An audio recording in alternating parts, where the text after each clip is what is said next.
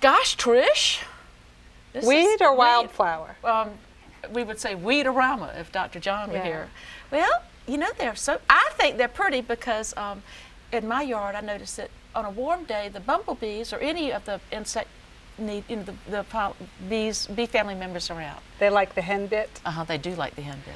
Okay, But most people call our office some and say, people would call that a wildflower. Yeah. If you're a row crop producer, you would call that a weed, sure and you would. have to control that because it's a winter annual, and it grows out in the wheat field, and if you don't, it'll reduce your yield and reduce your profits and reduce your income. It'll reduce your yield. Right. So they have to control it. But it has a relative. This is henbit, which is Lamium amplexicaulis. It's in the mint family, but it doesn't have a mint-like odor. Now this looks somewhat similar, Trish. Yeah, this is another species of Lamium, called the purple dead nettle.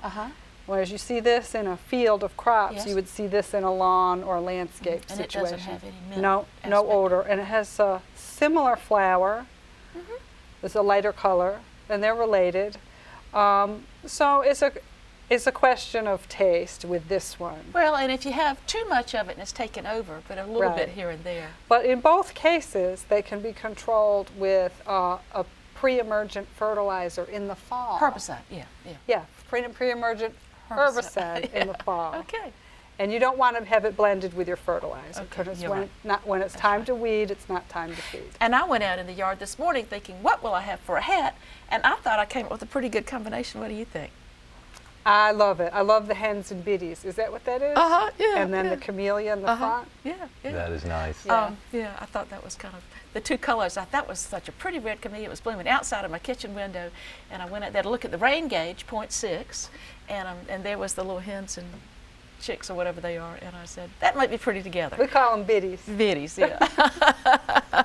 And we have another caller. Adele is calling us. We've had a lot of calls from the upstate. Finally, at last, Monk's Corner. Hello, Adele. Thank you so much for calling us up tonight. And how can we help you?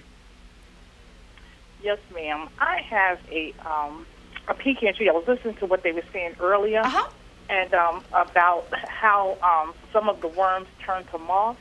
And we noticed the last 2 years, it was a bunch of moths hanging around the house. So could that come from the pecan tree? Because it's right near where the pecan tree is at.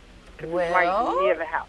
It's possible, but there are a lot of different species of moths, and some of them are attracted to lights. So if they have on exterior lights at night, you can have a lot of moths attracted to the lights. Right. So there are tons of different kinds There of sure are. of I have a lot moths. of them in my pantry at certain times of the year. Yes, there are moths that get in the crops and get in the pecan trees. So it'd be Adele, hard we to really say. not real sure what it was, but again, if you had a lot of holes in your nuts and couldn't use the nuts, it would be good to pick any of the nuts up and try to destroy them before you get more contamination. Just keep those picked up as much as you can.